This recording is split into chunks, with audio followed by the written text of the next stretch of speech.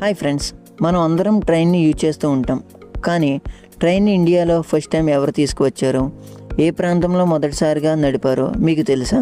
అతని పేరే Lord Dalhousie, the governor general of India.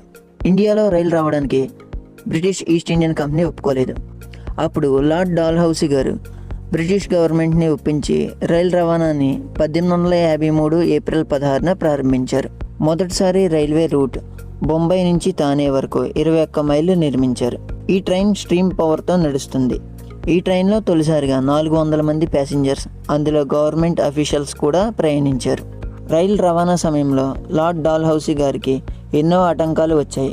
టెరియన్ difficulties, funding issues, నిధుల సమస్యలు, ఇలా ఎన్ని సమస్యలు వచ్చినా లార్డ్ డాల్హౌసీ గారు ఇండియాలో ట్రైన్ ట్రాన్స్పోర్టేషన్ స్టార్ట్ చేశారు.